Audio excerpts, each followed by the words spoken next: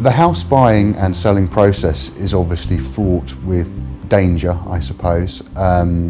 You do have solicitors and surveyors to guide you along your way. I suppose the biggest mistake that house buyers make is to be encouraged to pay too much sometimes, or to have not researched what they're buying correctly, and then as they go through the process they've incurred costs, at which point the transaction may not actually continue through to completion for them.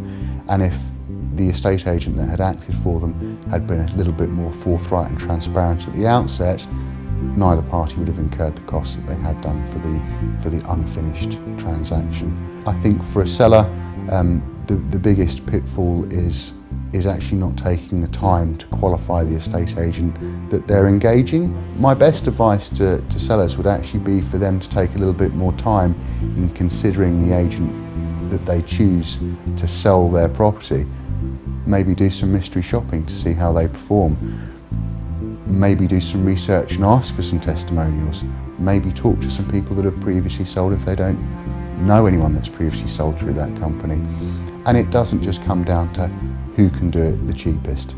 I think there's a huge misconception in our industry that everyone just does the same thing and whoever can do it cheapest is going to do it best, but that's simply not the case, and that's been proven time and again for sellers that we've taken over from another estate agent and achieved them results in excess of their expectations because of the previous negative experience they've had.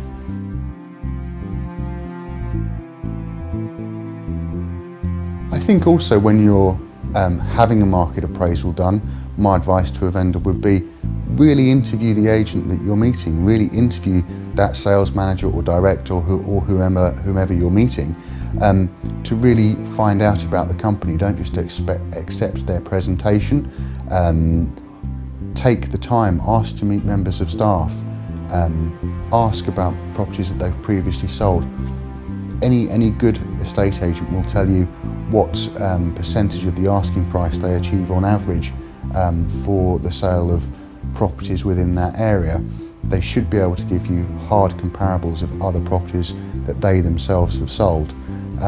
So I suppose my best advice to any potential seller would be actually take a step back and really take time to consider who you're instructing, not just think about the bottom line on what you're spending for that service.